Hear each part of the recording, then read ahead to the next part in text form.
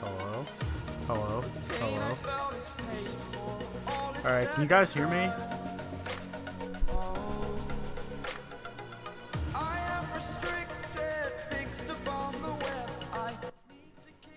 Can you guys hear me on stream? Alright, cool. We're just about at 7 o'clock, so we're gonna get ready to start the stream. This is quite some interesting news that we have to discuss today. What's going on, Joe? Alright, let's start the stream. What's going on, guys? Derail Coasters here. Obviously, we got some big news to go over today. I don't think any of us really expected this to be a true outcome. This is actually, like, crazy to me that this actually happened. I mean, we've gone years and years of hearing this as a rumor, you know, Six Flags is going to buy Cedar Fair, or Cedar Fair is going to buy Six Flags, and it finally happened. But from the looks of it, it looks like Cedar Fair owns the majority of the stock holds. However, it looks like Salim Basul is actually going to be the top dog of the entire franchise. So, that's one thing we're going to go over today. A lot of people are, like, confused and don't really understand the chain of management. So we're going to be talking about the chain of management because a lot of people seem to have a misunderstanding of how that's going to work. A lot of people seem to have misunderstood the idea that because Cedar Fair owns more of the parent company, that Cedar Fair was going to be the one mainly in charge. However, it's actually Salim Basul that is sitting on top of the food chain for the merger. So, for those of you who don't know, executive chairman is actually a higher position than CEO. So, you got Robert Zimmerman, who was the CEO of Cedar Fair, is going to be the CEO of the parent company. But you have Salim Basul, who is going to be the executive chairman of the entire company, which puts him above Robert Zimmerman. Another thing that I want to talk about too is a lot of people are not happy about the idea of having Salim Basul in charge of the entire company as a whole. And I can understand why. A lot of people were very unhappy with Salim Basul in the beginning when he took over Six Flags. But I have read into some information on Instagram from a friend that I follow, and he's also a great content creator. If you guys know Coasters or Us, make sure you go to follow him. We can actually pull this up right now. I'll go on my Instagram. I love how it automatically defaults to Six Flags Great Adventure. Yeah, I don't think we're gonna do that. Well, and I gotta make sure this goes away real quick. I gotta put information in that you guys don't need to be seeing. So yeah, because my good friend Coasters or Us, he posted some very interesting information out there today about things that Salim Basul has previously accomplished. So I want to pull that up real quick, and we're going to talk about it. Let's see here.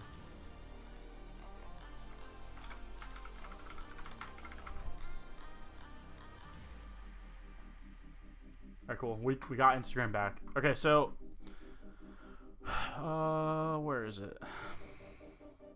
This right here. I want to talk about this right here. So, for those of you who don't know, Salim Basul has actually done something like this before in the past with a company called Middleby Corp.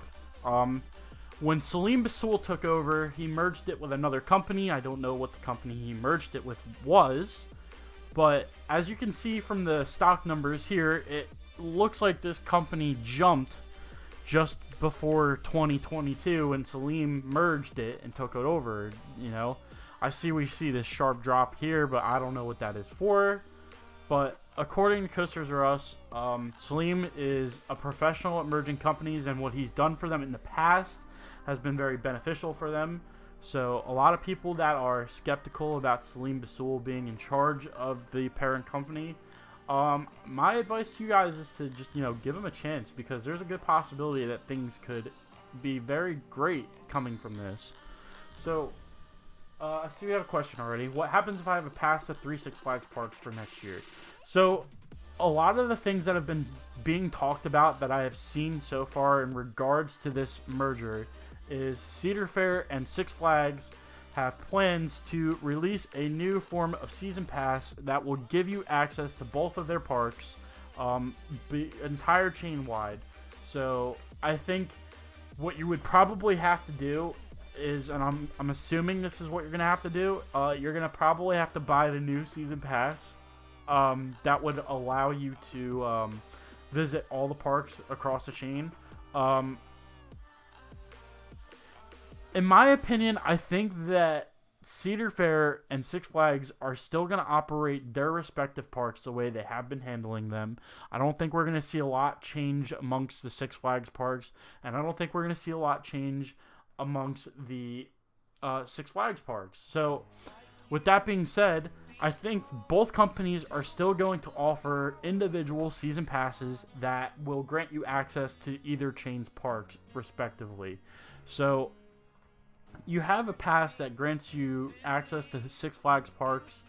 If you're only interested in visiting the Six Flags parks, then you don't need to upgrade. But if you have plans to visit any of the other parks that may have been acquired from the merger, you probably will have to upgrade your season pass. Hey, what's up, Matt? I love you too, man.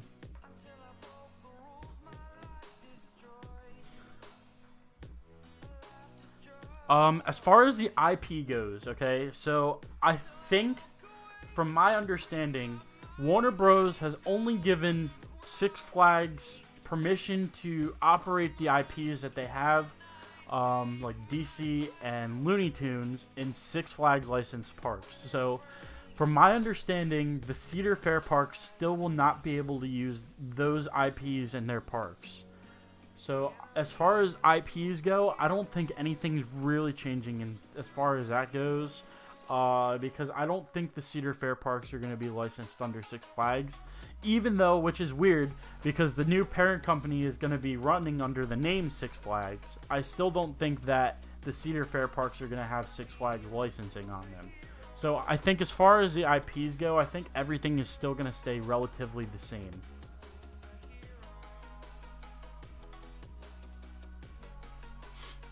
Yeah, Nate, honestly, I agree with you. I think that this merge may add more parks to the company because a lot of this has to do with financial background for both companies. After the pandemic, the theme park industry has gone to a complete crap show. It's not very sustainable in the amusement industry right now. It's very hard to profit from it, and that's a very big reason why now Cedar Fair and Six Flags have decided to merge rather than before in the past, because this has been a rumor for a long time. Like, this has been rumored to happen for a very long time, and I'm almost positive, and I'm pretty confident to say that in the past, and I'm sure there have been multiple attempts for these parks to merge. So I think this is actually going to be very beneficial for both. I really do. I think this is a great idea. I think they're doing the right thing by merging. Yeah, I mean, both companies have their pros and cons. So if we're talking about pros and cons, we're going to go over those in this live stream because that's something that I really want to talk about with you guys. One thing that I know, excuse me, I just got home from work a little bit while ago, so I'm sorry if I'm yawning.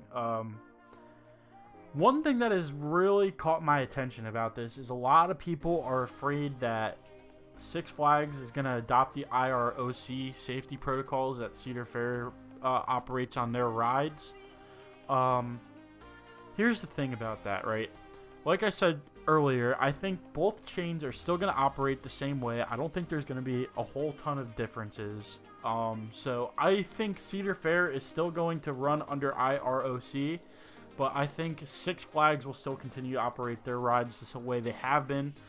For those of you who don't know what IROC is, it's basically the annoying safety protocols that Cedar Fair has, where, Orion has a seatbelt on the train, and They don't allow re-rides, and they have very strict safety protocols that the operators in the station have to follow. And because of that, it makes it a little bit less enjoyable to visit Cedar Fair parks. But I don't think that IROC method is going to be attained by Six Flags, especially if you weigh out the history of accidents and issues that both chains have had within their parks. I mean, Six Flags has had maintenance issues with El Toro, but Six Flags also hasn't had very many catastrophic, issues with their maintenance. Like, for example, El Toro didn't kill anybody or send anybody to the hospital really in critical condition. Yeah, it derailed. Yeah, it was a life-threatening situation, and there's no excuse for that. But then you weigh out the difference in Cedar Point and Top Thrill Dragster and what happened with that incident, and the things that they tried to sweep under the rug with that. For example, like, for those of you who didn't know, Cedar Fair is actually in the middle of a lawsuit over the Top Thrill Dragster incident with the victim and her family. And Cedar Fair, instead of agreeing on a settlement for payment, is actually looking to take them to court and saying that they have no recollection of having any misplaced maintenance records on Top Thrill Dragster, and they claim that they followed all of their maintenance protocols for the ride as Intamin called for them to, which is false. There are maintenance records that I know are out there. I can't display where I know from or who the source is, but I know that they're there, that would otherwise evidently prove against that, because Cedar Fair wasn't performing the proper maintenance procedures on Dragster, and that ultimately led to what happened with Top Thrill Dragster.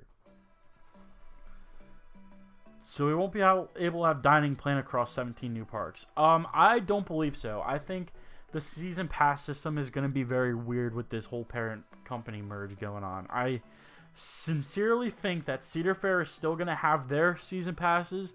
Six Flags is still going to have their season passes. And then there's going to be a really expensive season pass that allows you access to both companies unified. Probably no super passes, including food and fast lane, until 2025. Yeah, I think a lot of the major changes that we're going to see from this merger aren't going to occur really until relatively after 2024. Things still aren't even really finalized. They expect things to be finalized within early 2024. Six Flags stockholders still have to go over all of this and agree to it. So we don't know if this merger is 100% fully even going to happen yet. Both companies have announced the merger and have displayed to the public that they have interest in merging, but it doesn't necessarily mean it's all set in stone yet. I think Six Flags stockholders still have to agree to it before anything can move forward. So I think that's where we're at with that right now. What's up, Jameer? Park Visions. Everybody go subscribe to him. Everybody subscribe to Coasters and Brews. Everybody subscribe to Joe the Coaster Fan. All great content creators. Yeah, so this is a very interesting thing, okay? This merge has a lot of pros and cons, okay? We're going to go over what, in my opinion, is the biggest con of this entire operation is, I think, the fact that Cedar Fair and Six Flags having so many parks within close proximity of each other, merging the franchise together into one parent company is kind of catastrophic for the marketing aspect of it, because you're eliminating the need to have a competition. The competitiveness of it is going to die down significantly, because both chains are going to be benefiting from all parks chain wide on both sides. So you're not really going to have any real competition between the parks, because both companies are going to be profiting off of both chains, if that makes sense. So, like, for example, Dorney Park and Six Flags Great Adventure have been competitors in this market region. We market for New York City. We market for Philadelphia. We even attract some people from the Washington D.C. Baltimore area around here that come up here for the park. So by merging companies, you're limiting the need to have a competitiveness there, which in turn can potentially, and I put extreme exaggeration on potentially, halt the idea of adding major additions to parks across both chains. Now, I'm not saying this is going to be eliminated completely, but the need to do it every so often is going to dwindle down because there's not going to be as much of a competitive market. So these parks aren't going to have to put major additions into their parks to compete with one another to try and gain more of a profit, because now that you have a parent company that's sharing income, it's not really necessary for them to do that anymore. So really what it comes down to is when we do see some new additions to the theme parks across both chains, it's going to really come down to whether or not the parent company sees the park as still profitable, which this is another con that we're going to talk about here in a second, and whether or not the chain feels as if the park has become stale and needs a refresh. Now, not necessarily do you need a new roller coaster or a new ride to refresh the state of a park if it's stale. You can refresh the state of a park by adding a new show, or you could add even like a new like walkthrough. You could beautify the park like Salim's been doing with Six Flags. Let me just say, Six Flags Great Adventure looks great this year. There's been a lot of repaving in the park internally. There's been a lot of beautification projects, and it's very refreshing to see that the park is being taken care of finally, and it's a great sign for me, especially knowing that Salim Basul is going to be the head of the food chain for the parent company. We're going to see a lot of great improvements across all the parks, I believe. So, yeah, that is definitely a con. Talking about how we're eliminating the competitive market could definitely cause a lack in the desire to add big additions to parks. However, the shared income now opens the window to having more income for that kind of thing. So like more income that they have now from sharing both chains parks income, you have more of a profit margin now that you can actually utilize as resources to spend into investing into bigger additions.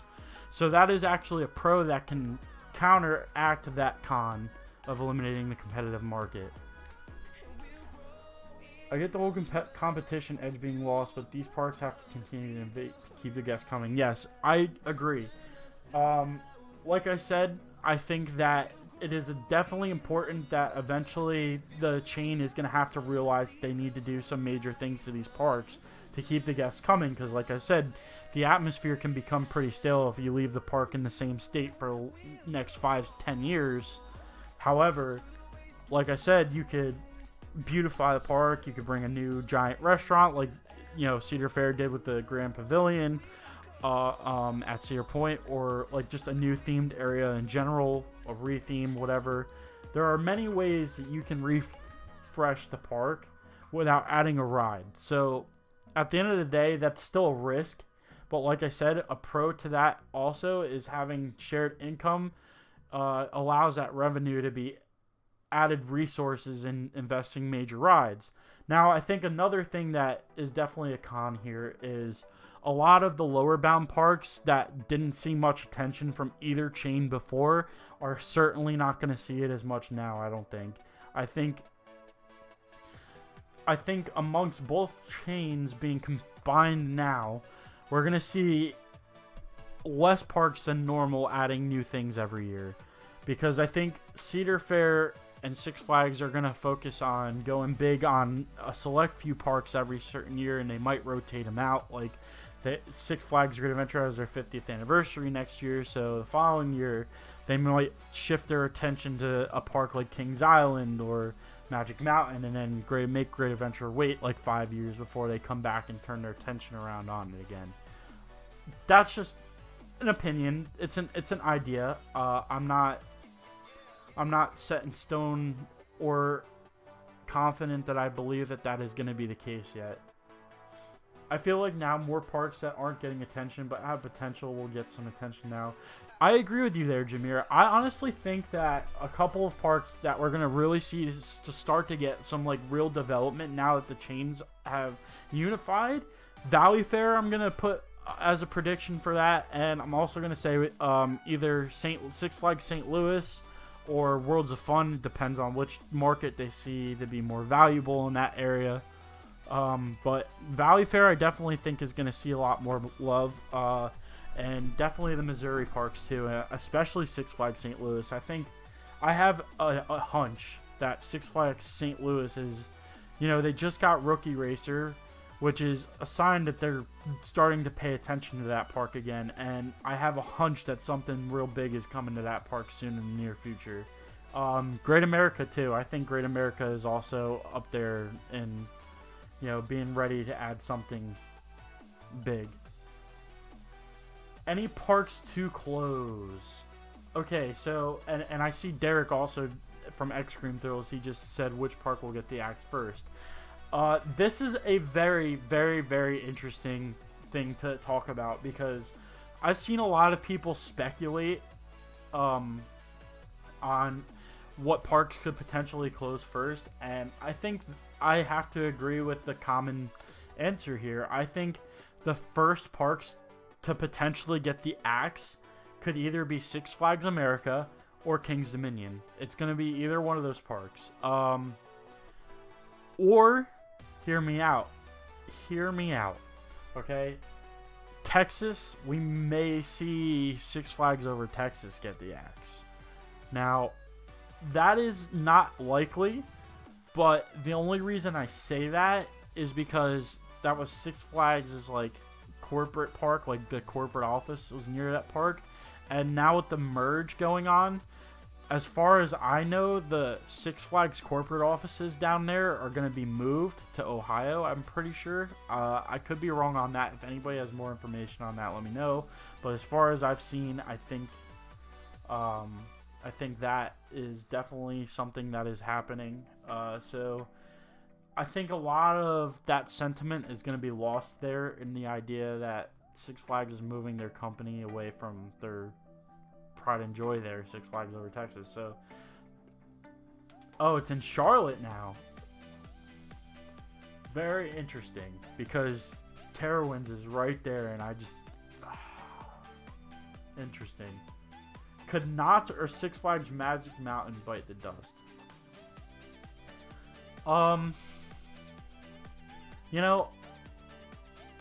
You want me to be honest with you? I think Knott's could definitely bite the dust. I think Knott's could definitely bite the dust. That park is very landlocked. Accelerator has a ton of issues. Montezuma's is probably never going to reopen again. They'll probably have to take that out. And like I said, the park's landlocked, so there's not a whole lot you can do with that. There's not a whole lot you can really invest into that park without removing a lot. Yeah, I get it. Knott's may make a lot of money, but now that both chains have merged, if they took Knott's out of the equation, it might not be as big of a hit as you think it is. Because you have to think now both companies are going to be profiting off of Cedar Point. Both companies are going to profit off of Kings Island. Both companies are going to profit off of Magic Mountain, Great Adventure, Fiesta Texas, Carowinds. Both chains are profiting now. So, I mean, the loss of one big income may not be as major as you would think because of how much added revenue is being influxed into the company now. But, yeah, I think make it Disneyland third gate.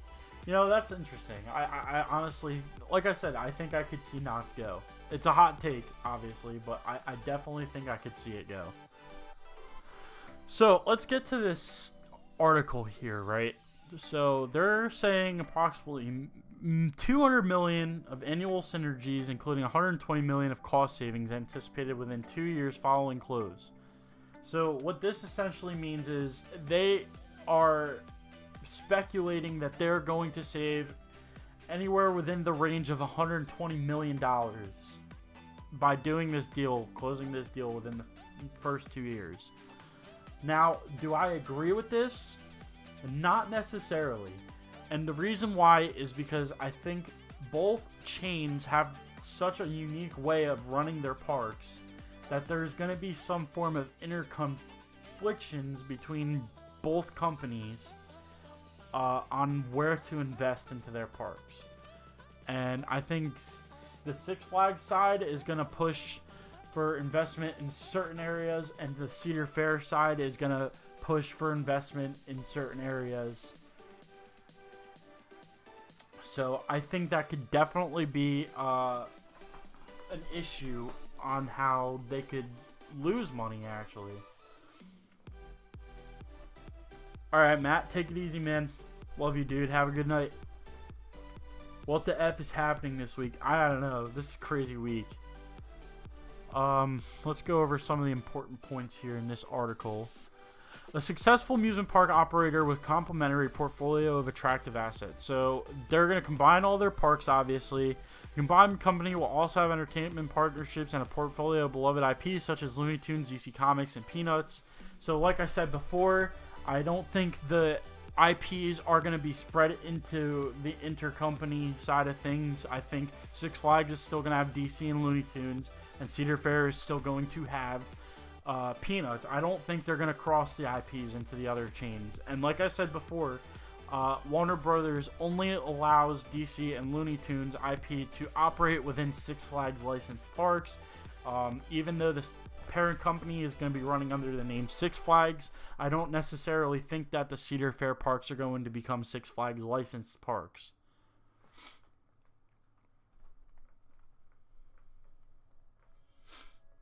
Diversified footprint and guest experiences.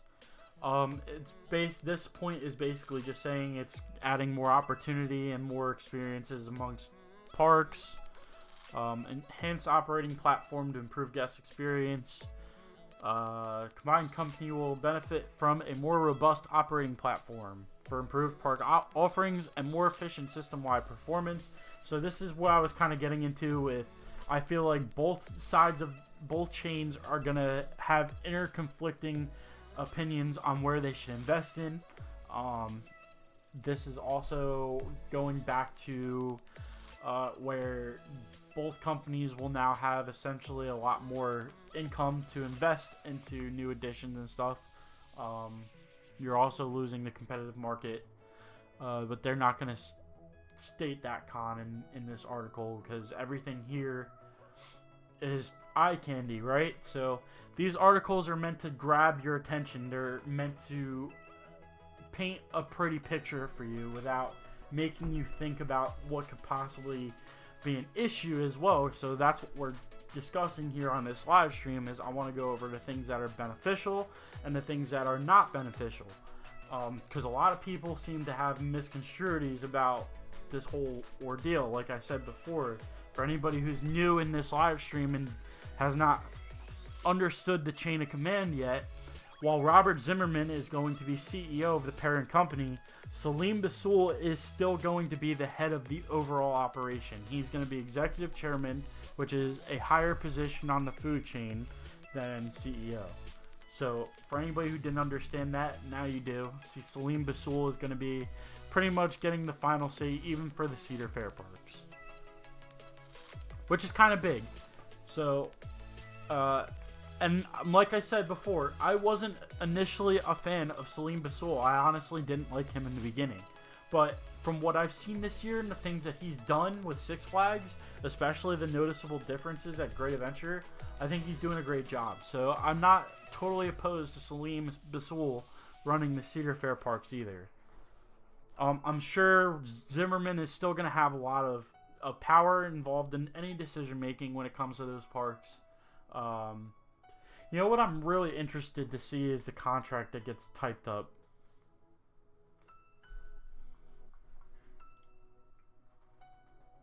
Chairman is collaboration of 12 other people. They took it CEO to lead. Huh. I must have misunderstood that then, because hold on, let's see here. I gotta find it.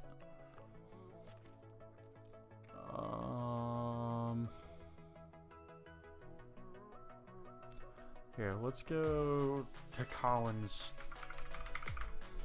story, because I think he explained it here.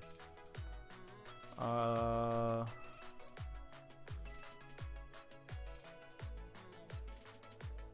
see, where is it? Okay, so Salim Basul will be the President and Chief Executive Officer of Six Flags, will serve as Executive Chairman of the combined companies. Okay, yeah, so like you said, it is collaboration of other people, but I think it's still, I think Salim is still above Zimmerman on the food chain. I could be wrong, but I'm pretty sure, from my understanding, he's still above Zimmerman on that.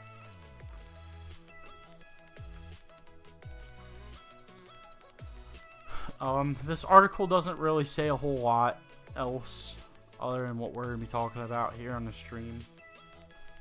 If you guys got any more questions, feel free to type them up in the comments.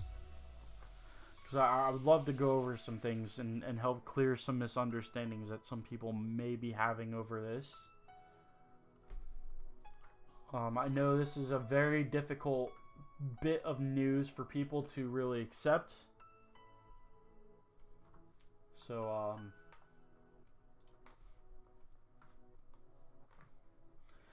yeah, okay, so that's where I have the misunderstanding. Board members can vote out a CEO. So it's like basically, what was going on with Salim Basul last year was a lot of people were talking about how the board members can vote him out as CEO because of how the stocks were performing last year. You know, the quarterly conference calls weren't exactly positive for Six Flags last year, so there was a lot of rumors that Salim could get voted out last year. Let me grab this water bottle.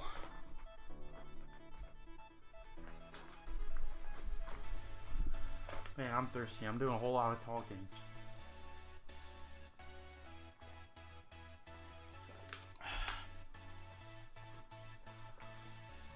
So yeah, I want to ask you guys. Let's talk about some of this. So, what do you guys think is going to be the first park to get the axe? How do you guys feel about this? Personally, right now, I think my outlook on this whole thing is we're gonna keep it at. I'm gonna give it a couple years before I really decide how I feel about the whole merge, because we're not really going to essentially see anything major occur until, probably 2025, 2026. So it's going to be a while before we start to really see some big changes take effect.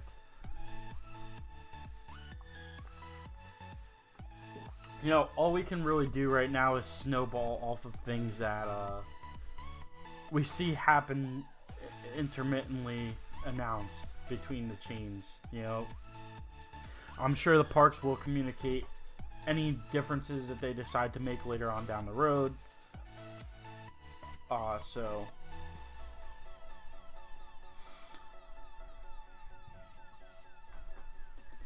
I wonder who will have pass allows you. They already announced that they are going to have a season pass system that allows you to visit all parks. Yes. I kind of went in detail of what I think is going to happen with the season pass system earlier. So to briefly go over it again, basically what I think is going to happen is Cedar Fair is still going to have their season pass versions. Six Flags is still going to have their season pass system. And then both chains are going to collaborate and create a super premium pass, which what I mean by super premium is it's probably going to be pretty expensive. To allow you to visit all parks across both chains. Like an inter-company chain season pass. I don't know what they'll call it, but... What do you see about Discovery Kingdom with this new company now? Discovery Kingdom isn't really going to be affected much by this, and the reason being CGA is closing within the next 10 years. CGA is not going to see a whole lot of development or investment, especially since it's already sold. So because of that, the marketing for Discovery Kingdom isn't really affected by this. There's no really big changes in the Northern California area, unfortunately. So Discovery Kingdom, they might see some added interest since they're eventually going to be the only Northern California park.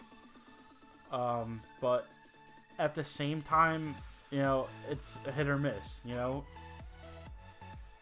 CGA didn't really see a whole lot of major investment until Gold Striker came along, and Discovery Kingdom doesn't really get seen as a very, very valuable park by Six Flags either, in my opinion, because they don't really do a whole lot with that park.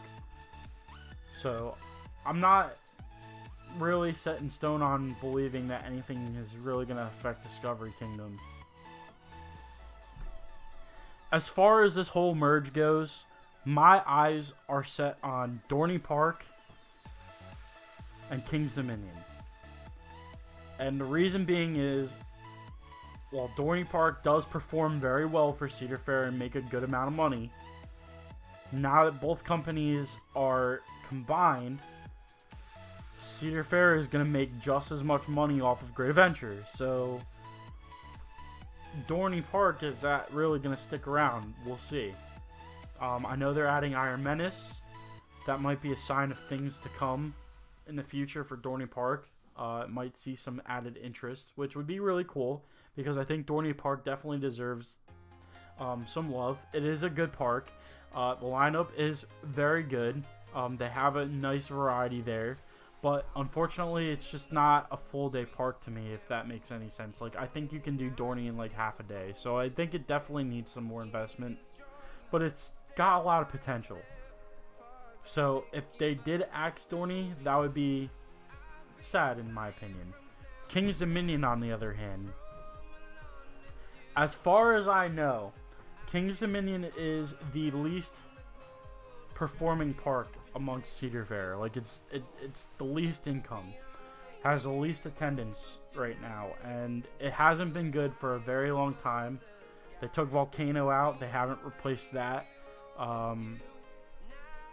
They did Tumbili and Reptilian, and there were rumors that they were also going to retheme I-305 in the area around that to an animal theme of some sort to kind of match Tumbili and Reptilian and make that one whole like area. And as far as I know, that plan was put on hold. It's put on hold. It's not happening as of right now, which is a sign of potential bad things to come for King's Dominion. Do you think they would do 6 coasters in 1 year? Because they keep it at 2 to 3 a year. It could take a long time to get new coasters for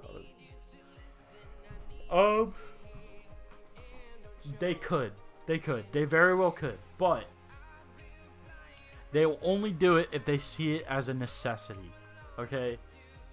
Because, like I said, both chains run their parks their own way, different ways, and I think there's still going to be a lot of intercompany confliction where the executives from Six Flags and the executives from Cedar Fair will want to prioritize different things, and you know, they split the boards down the middle, so there's 6 representatives from Cedar Fair on the board and 6 from Six Flags on the board. You know, like I said, I think there's going to be a lot of interconflicting things with this whole idea. But we have no idea what is going to come of this yet. Everything as of right now is speculation. And what I will say is I am speculating that focus is going to shift away from big roller coasters, and it's going to shift more towards beautification and like bringing the parks to a condition where they could potentially like compete with SeaWorld or like Universal, even though it's not likely that they'll be able to compete with those parks in terms of like theming and like entertainment. Like, I don't think they'll be able to match that market, only because those parks invest so much in what they do that I don't think the numbers game can be played there, especially with how many parks Cedar Fair and Six Flags combined have. What about parks close to SeaWorld? I don't think those parks are really going to suffer. Actually, let me just put this out here on the stream now, right?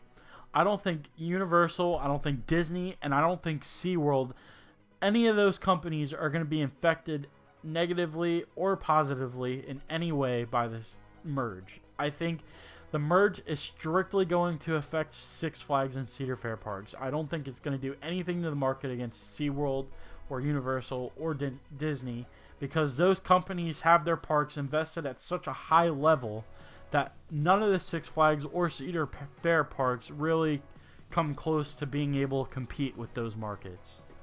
So I don't see that as being an issue, really. Do you think Great Adventure still gets their coaster in 25? Yes. Absolutely. I'm confident to say that Great Adventure is definitely still getting their 25 coaster. Reason being, because I don't think this merge is going to affect any immediate operations going on with the parks. As far as I know, the new coaster next year is a phase in Six Flags' 50th anniversary celebration. So I don't think they're going to discontinue plans for that. I think they're going to keep that on board to celebrate the 50th anniversary of the park. And as far as I know, everything is pretty much like set in stone for that coaster. I think the deal is already done. I think preparations are going to begin early next year for that coaster, as they're already demolishing the Northern Star Arena. So what about Busch Gardens? I'm talking about Virginia. Well, see, if they get rid of King's Dominion, I think Busch Gardens could definitely benefit from it, because you're taking away, some of the competition. Because King's Dominion is only like an hour and a half away from Busch Gardens. So if you take King's Dominion out of the equation, I think all those Richmond locals and all them Northern Virginia locals are gonna, trek down to Busch Gardens. So you might see a little bit of an uptick in attendance at Busch Gardens, were that to be the case. Yeah, Jameer, I definitely think 2025 Great Adventure is still happening. Now, as far as what the coaster for 25 could be, since we have it on the stream, I'm gonna go pull it up now. Hold on.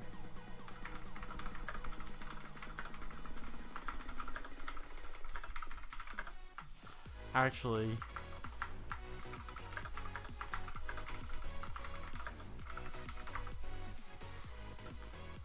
this is what I think is going to be coming to Great Adventure next year.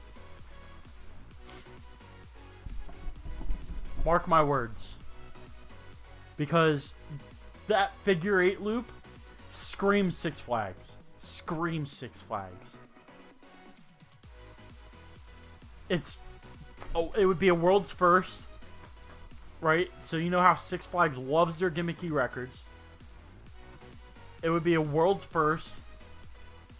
So it would be a world's first. Probably take the record for tallest inversion in the world. It gives Great Adventure a multi-launch coaster. And this kind of coaster would be within the $35 million budget that I'm hearing. So that is what I am speculating could potentially come to Six Flags Great Adventure next year. That's what I'm predicting. A figure 8 loop Intamin multi-launch. I think that's what we're getting next year.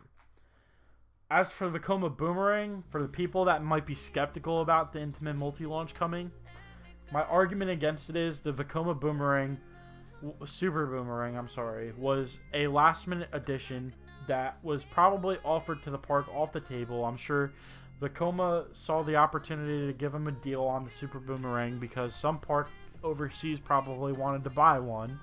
And they sell these things off the shelf, so this thing's ready to go already. And that deal probably fell through, and Six Flags saw it as an opportunity to put a major addition to the park in 2025 for a relatively reasonable, affordable budget and be able to prepare for it in a quick amount of time.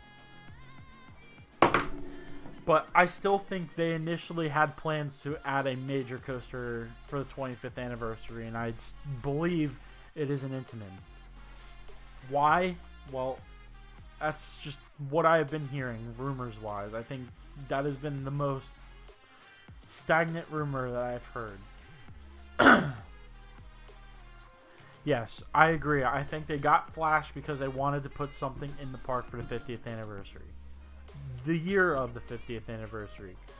Don't get me wrong. I still think the 2025 coaster project is still going to be utilized under the 50th anniversary.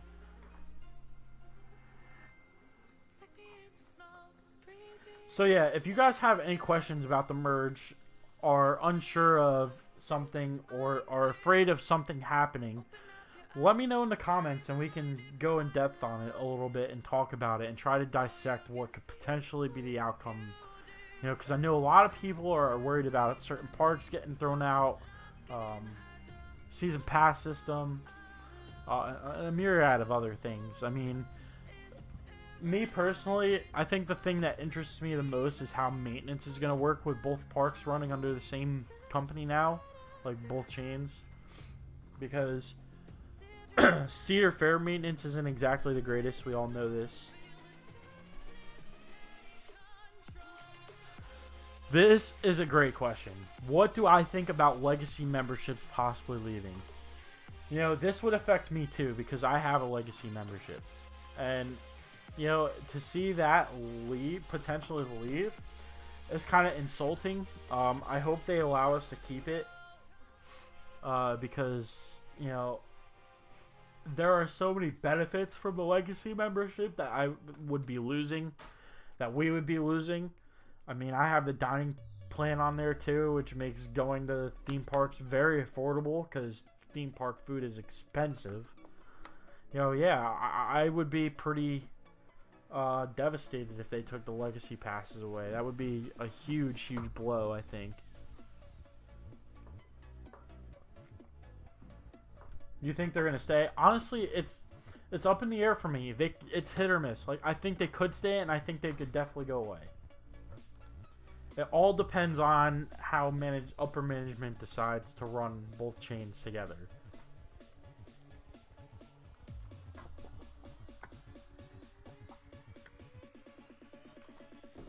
But we'll see. Right now, I'm not gonna hold anything like for sure. I'm not gonna like confidently say that something is happening with those yet, until I start to hear rumors or uncover some things potentially. Then I may change my mind about the legacy memberships, and I might like come out and say, well, okay, well, all right, the legacy memberships are gonna go away then. But it all depends on the next couple of years on what I hear and what I don't hear.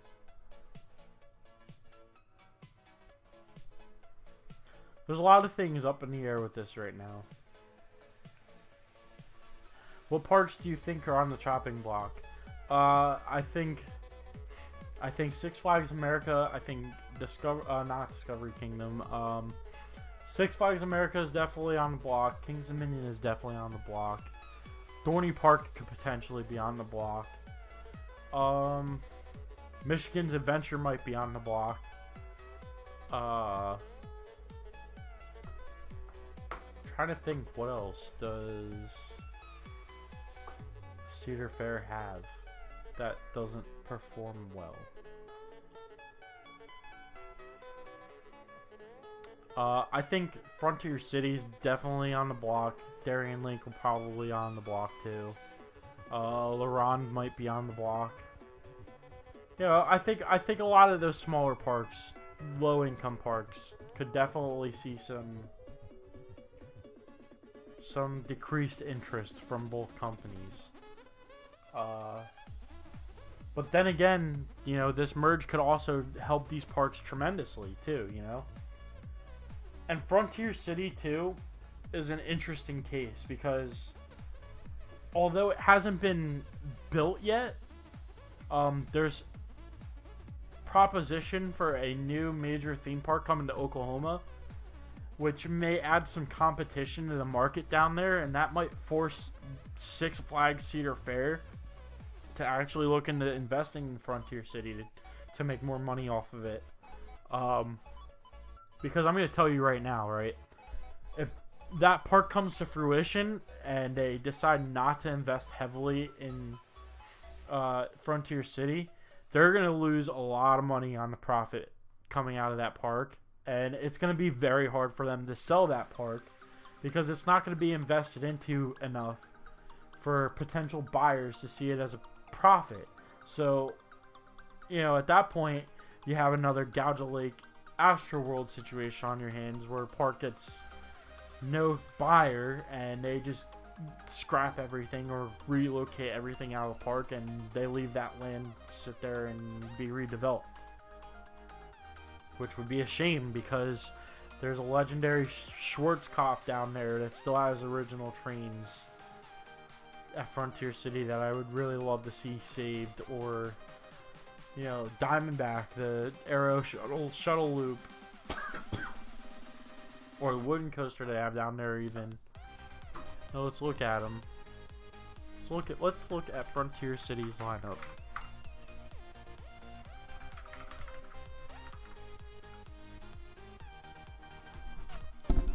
Oh wow. This park has 5 coasters. This is less than I actually thought they had. Alright, I'm going to come out and say it now.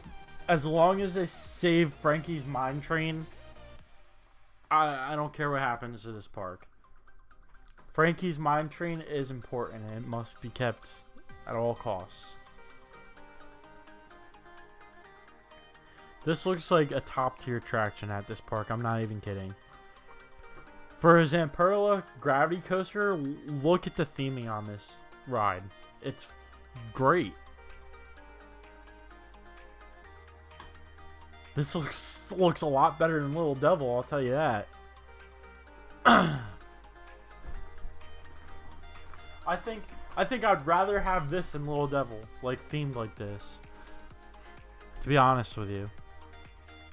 But yeah, this coaster is iconic. Anything Anton Schwarzkopf that's still original form, it's definitely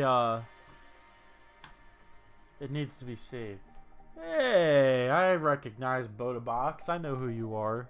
Yeah, I definitely need a beer. But unfortunately, I don't have any right now, so. But yeah, I think Silver Bullet needs to be salvaged as well. If they decide to sell Frontier City or relocate things away from it, save Silver Bullet. Diamondback is a tough case because there aren't many of these left in the world. And I know most parks that get rid of these probably won't invest in them. So this is definitely on the chopping block if they decide to get rid of Frontier City. I honestly think Diamondback would get scrapped. Wildcat. I mean, this. I'm not familiarized with the history of this coaster. But 1960. No. Yeah, 1967.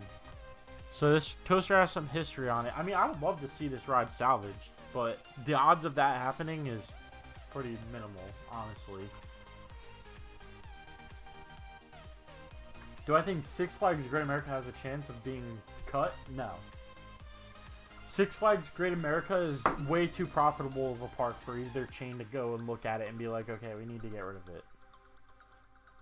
Every time I see pictures from Great America, it's slammed. I don't ever hear anybody say that park is dead, really.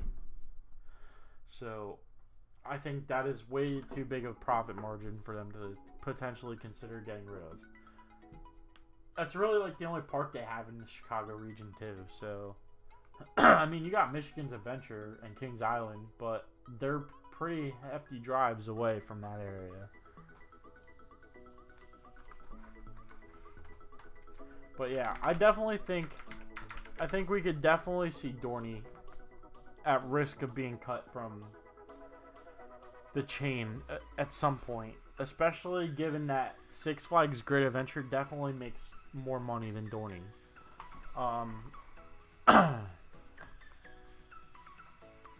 Possessed, probably not going to be around much longer regardless. Talon, hey, you know what? I'm going to be the first one to say it, okay? If they cut Dorney because of this merge, Talon is going to Valley Fair. Who's on the bandwagon with me? Hot take, but Talon is going to go to Valley Fair if they cut Dorney Park.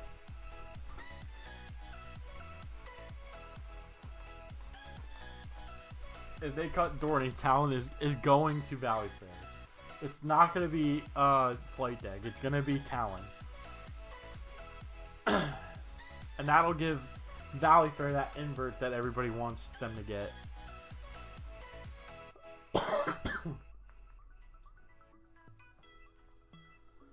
You know what? I'm going to say it now. Demon Drop probably is on its last legs. If they run into any issues keeping that ride open at any point in the near future, that ride's gone. I don't think there's much they can do to really save it at this point.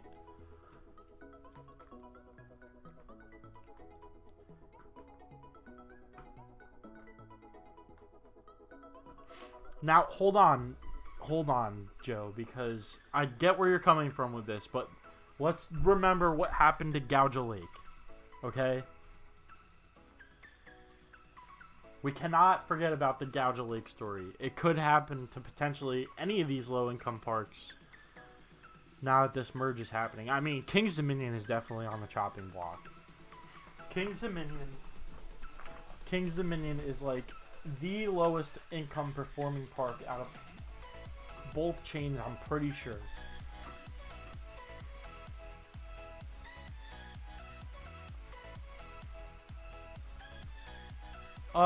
Jameer, I think it could probably last upwards up to 5 to 10 years even.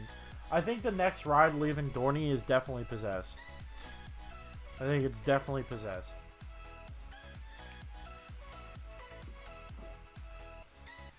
I have a great chat. I have a great question to ask you guys, right?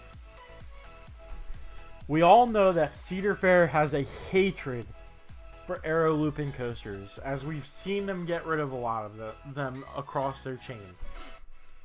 So now that Cedar Fair has acquired access to the Six Flags parks, do we think that Cedar Fair is going to push to have Steamin' Demon removed from Six Flags Great Escape?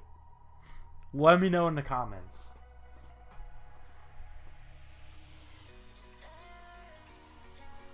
No, Joe. So here's the issue with this merge. Now that both companies are combined to one as a parent company, you're eliminating the aspect of competition. So if they get rid of King's Dominion, more income is going to go to America. That lost income from losing King's Dominion is going to go to Six Flags America at that point. It would actually probably benefit them in the long run. Probably not. It's not worth it for such a small park. Okay, but think of it like this, right? Great Escape might be a small park, but at the same time you eliminate Steamin' Demon, you're opening up a pretty nice plot of land there.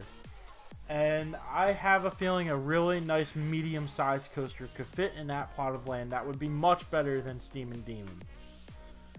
I'm talking possibly like an RMC Raptor or I don't know, maybe like a medium-sized GCI Woody. Even though they're getting Bobcat next year, so I doubt that's a potential possibility, but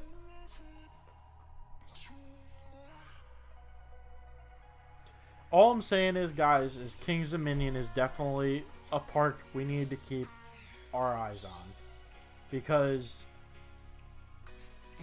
King's Dominion is not doing well.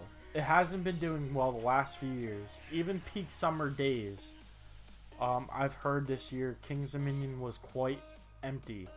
And for being such a big park off of one of the biggest highways in the United States, for a park to be performing like that is probably more or less losing money for that chain at that point. It's not really beneficial for them to keep King's Dominion.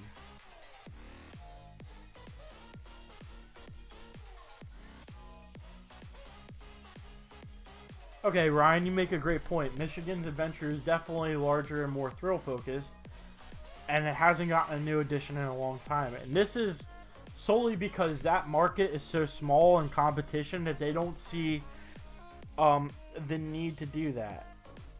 And this is kind of something that I argued earlier in the stream could be a potential issue with this merge, is you might see a lot more of that now that you have both companies combined. You're eliminating the competitive market, so the chain overall may not see as much of a desire to invest majorly in their parks because they're not going to be competing against each other or fighting for income anymore. It's shared now. So adding a major ride to a park like Six Flags America or King's Dominion may not be that great of an idea.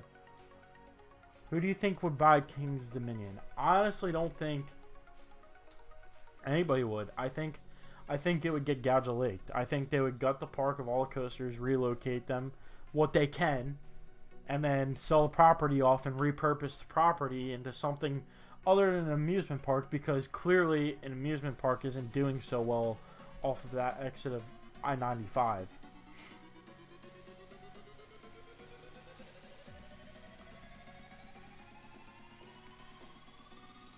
I mean, hey, that is most certainly a possibility. We could definitely see Six Flags America get sold as well. I'm not ruling that out. Honestly, it could go either way. All I know is you get rid of either Six Flags America or King's Dominion. Busch Gardens Williamsburg is going to benefit. Great Adventure is going to benefit.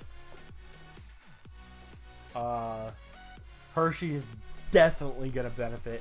Hershey will definitely benefit from the loss of either one of those parks. And Hershey's already benefiting from everything because they're always busy.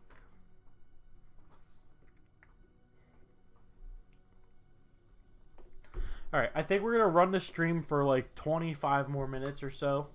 So we'll top it off at like an hour and a half. So we got 23 and a half minutes left. If you guys have any questions, start asking them. We're going to go over them real quick before we end the stream in a little bit.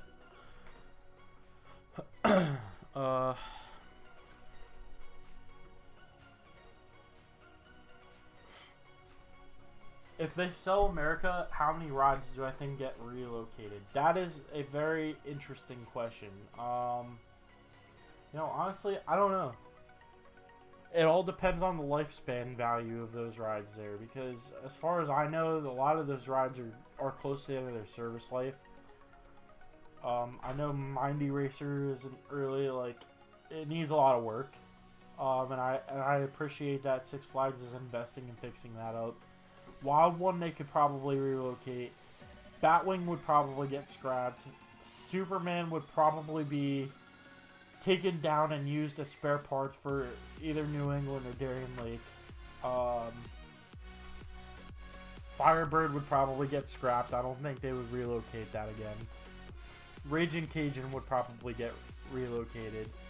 And Joker's Jinx would probably get scrapped. I think Joker's Jinx would probably get scrapped as well.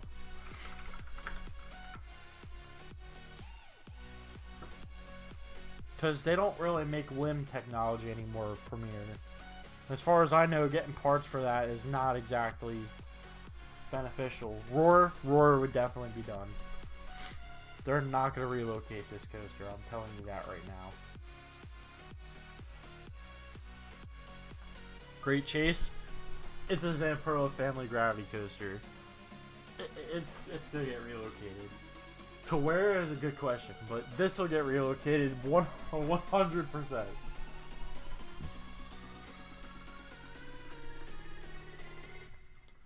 Now this, if they decided to sell this park for whatever reason, this is the crown jewel of Great Escape. And unfortunately, I could not ride this ride because I didn't have a kid to ride with me. So I missed this credit at Great Escape. And I'm very sad that I did, because Frankie's Mine Train is iconic.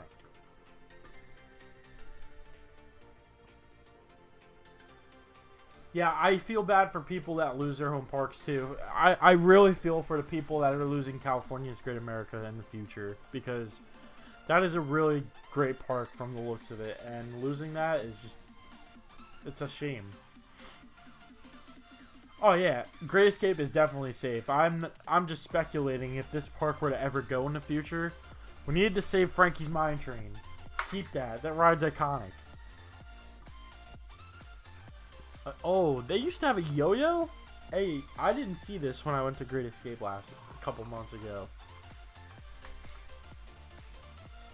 Does anybody know if this yo-yo is still at Great Escape? Let me know, because if it is, I'm going to ride it next year when I go back to ride this. Speaking of, what does everybody think of Bobcat? How do you guys feel about this edition? Do you think it's a great addition for Great Escape? Personally, I do. I think it's a great addition to Great Escape. My home park is Great Adventure. This news is huge for it. Honestly, Great Adventure may be the biggest winner with this merge. I honestly agree. And I'm not going to say who or where my sources are, but from what I have been made aware of, Salim Bassoul really favors Great Adventure. It's one of his favorite parks. So, with Salim Bassoul's favoritism towards that park, I definitely think that's going to generate a lot of innovation and investment to that park, especially with this merge. I think there's a lot of potential that has been unseen for far too long in Great Adventure, and I think they're going to capitalize it. Do you think they'll add a turntable to Flash? So, as far as I am concerned, and what I've been made aware of, and this is coming from a very reliable source that I have, Vekoma told my source, because I guess he has some kind of in with Vekoma where he talks to like their marketing department and stuff, or ride and sales.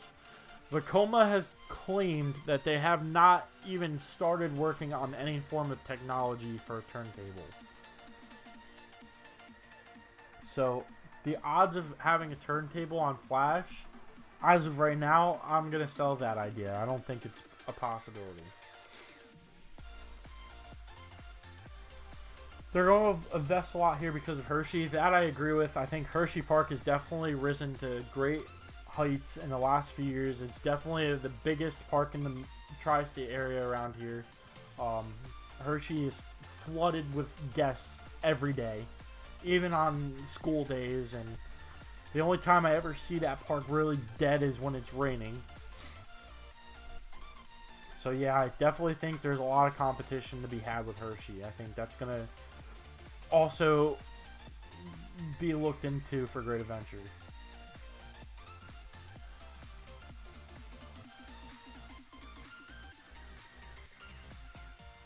It's pretty evident that it is. Great Adventure had a decade of very few additions.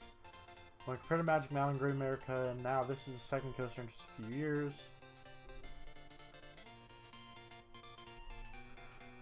Yeah, I mean, Great Adventure definitely deserves a lot more of a chance of investment. The way the park is now is great. I mean, it's got a great lineup now.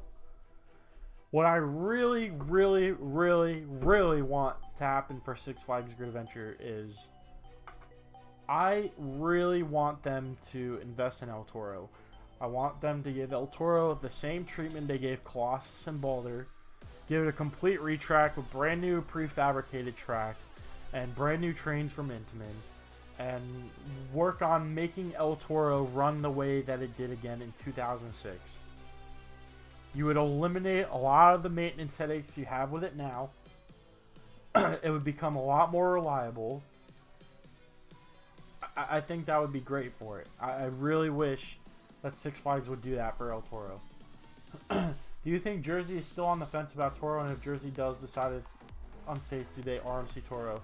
No. New Jersey is definitely not on the fence about El Toro at this time. I think they're fine with it. They will definitely shut the ride down if another major incident happens again, though. Honestly, El Toro has been inconsistent this year. It is smooth up towards the front, but I've gotten some pretty butter smooth rides in the back this year, too. So he will say El Toro is better than the Voyage? Absolutely not. Because even if they did retract El Toro and give it the Boulder Colossus treatment, they're never going to run the lift hill at full speed ever again. So, no. Unless they full speed the lift hill again and really run it in its prime like it did in 06, Toro is not beating Voyage for me.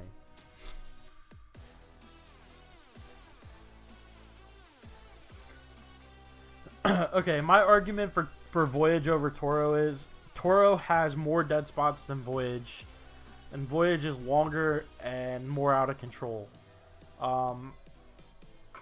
Toro is definitely wild, and it's definitely got great pacing, and those 4 airtime moments are not to be underestimated. They're great, they're world class, but the Voyage, I don't know how to explain it. When Voyage is running really good, even with the trims on, the Voyage feels like I-305 on a wooden coaster. The thing just runs so out of control that you just feel like you're going to fly it off the track at any point in the ride. It's so insane. Do you think they will LSM cost since we now have Cedar Fair People's Cup? You know, I was waiting for this whole stream for somebody to bring that point up. Thank you, Bulbasaur, too. So listen, I talked to somebody about this earlier today, and I said that I am actually nervous about the future of King Ka now, because maintenance-wise, King Ka is very expensive to maintain, and if Top Thrill 2 proves to be an extreme cost and saving cost, and is really successful, then we may be looking at an LSM conversion of Ka in the future. It very well could be a possibility. Is it likely right now? No. But I'm not ruling it out simply because if we look at the future and see how Top Thrill 2 performs as far as how successful it is, then I'm not going to rule the possibility of it being converted to LSM out, because it would be a shame and a blow to us enthusiasts. Like, we would all obviously be upset about losing Ka's hydraulic launch, but at the same time, it would be extremely beneficial to the chain as far as saving money. So from a business standpoint, it would be beneficial to the chain if they convert it to an LSM, but that's only if Top Thrill 2 is successful. I mean, we're working with LSM technology coming from Zamperla, and we haven't seen Zamperla do a whole lot of major projects yet. So, you know, it all boils down to what the success of Top Thrill 2 looks like. Zoom and Jaro wouldn't be affected by something like that. An LSM conversion would pretty much just be an addition of a spike and probably LSM track. And that would be really it.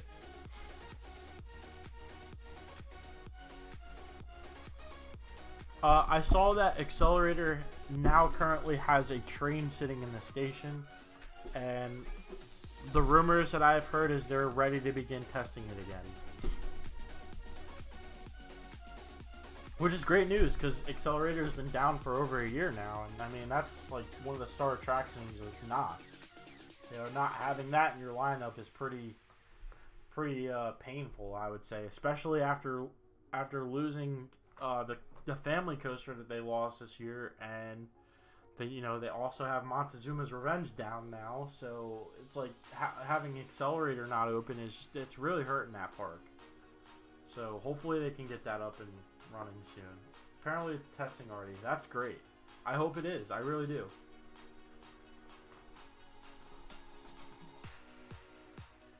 Her Twister's most likely gone next year. You know, I heard for a long time that Twister might be getting taken out next year too. But recently I've been hearing that it might have one more season left in it. So we could see Twister stick around for next year until the end of next season. I think it's a possibility that we could see it until the end of next season. However, it's also contradicting because I've heard rumors that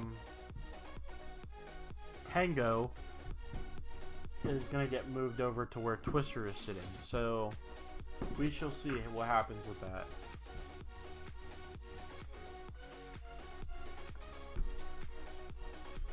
Yes, Joe, that is typically the case.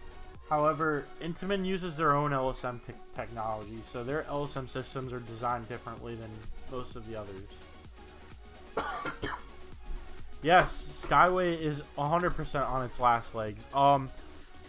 For those of you who don't know, I'm probably going to be saying too much more than I should right now. Skyway wasn't even supposed to open this year. But the new park president wanted it open, and I don't know what he did to make it happen, but they made it open this year. And I'm hearing that next year they want it open for the 50th anniversary, and then I believe after that it's done. I don't know how much credibility there is to that rumor, but that's what I'm hearing, and if that's the truth, then that's a shame. It's a great ride. It's one of the only transportation rides we have in the park, if not the only one, I believe. So yeah, I agree. I think the boardwalk is in desperate need of a transformation. And the rumor that I heard for the longest time was that it was getting it for the 50th anniversary. But I'm not sure how much I believe in that now. So we'll see what happens. It's certainly up in the air. This merge could potentially be the final kick in the bucket that they needed to go forward and, you know, retheme the boardwalk area. Or maybe not retheme it, but like, you know, refresh it, give it some enhancements, make it more modern. That could definitely be a possibility now. But we shall see.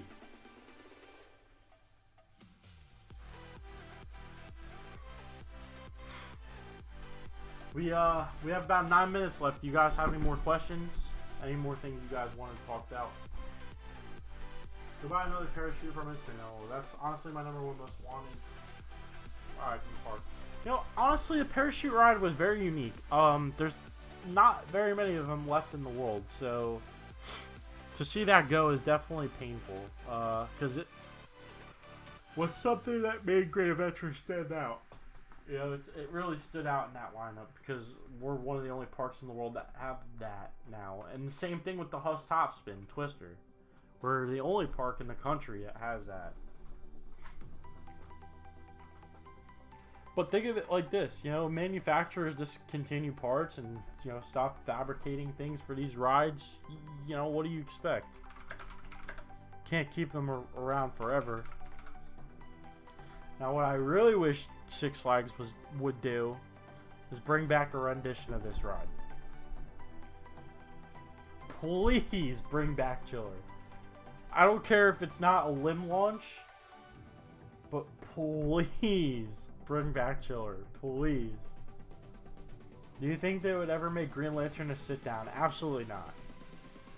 Green Lantern will be removed from that park before it ever gets converted to a sit-down coaster. Mark my words on that.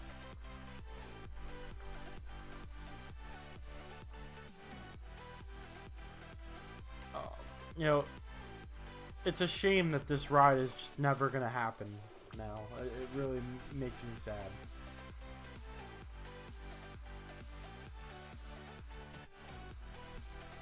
So to answer your question, Ryan, about the advertisements, right? They're already stepping back on that. They removed the Kia advertisement on the Toro B train this year. There's no advertisements on King Ka this year.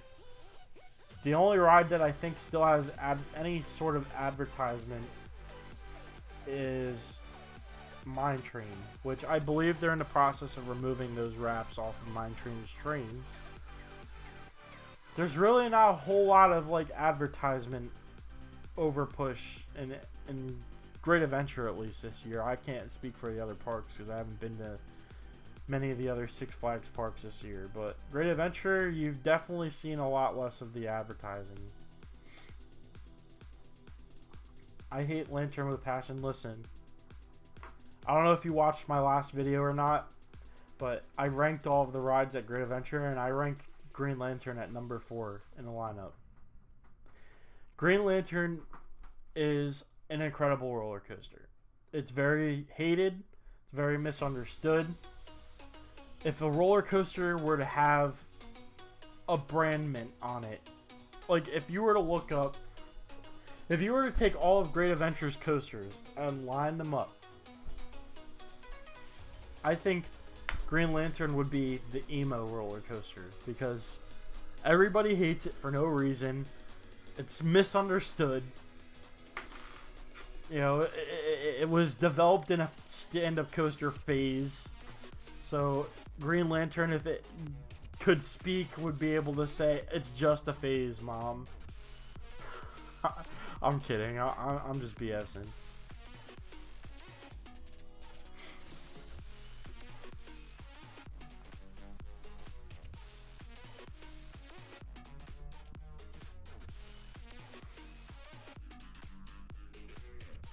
Where does Toro have 5 gum advertisements? Not on the trains they do.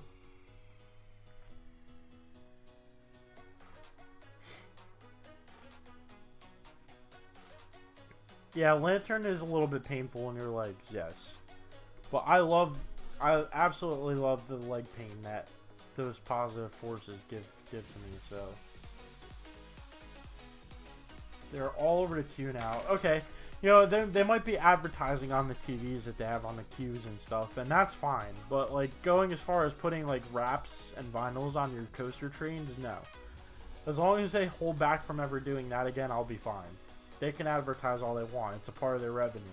You're getting more income that way, which can be invested into other things that can help, so.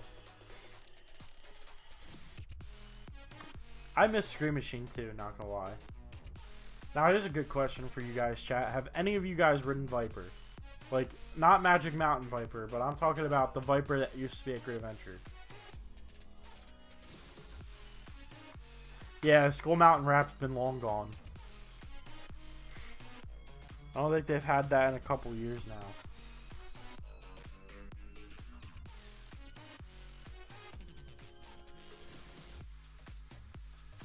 Yeah, now Viper, that was an interesting roller coaster. I don't remember it very well, but all I know is that first drop was great, and everything else after it was awful. Alright guys, we got about 3 minutes left. We're going to start wrapping the stream up soon, so. Any last minute questions?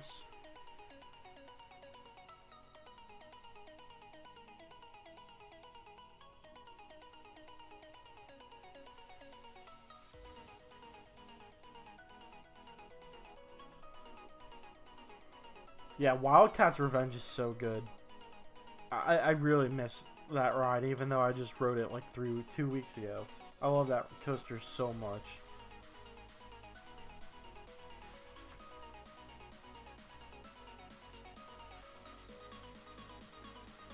Ugh. I think I'm coming down with a cold. Nitro's repaint happening this year. Honestly, I don't know. Yes, I think this merger has a lot more positives than negatives, yes. I think a lot of people that have misconstruities and misconceptions about this merger need to give it a couple years to really let things play out. And I think people will start to see the light upon this merger and why it's actually a really good thing for both companies. My favorite B&M Hyper is Goliath at Over Georgia. my next trip planned, I am actually going to Florida next week. I'll be in Florida from Sunday night to Friday morning.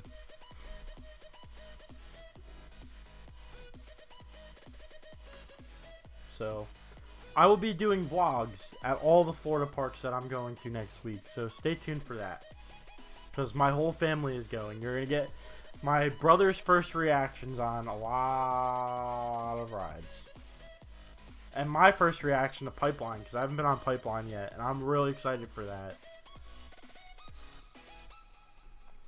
But I can't wait to record those vlogs for you guys, because I know they're going to be awesome.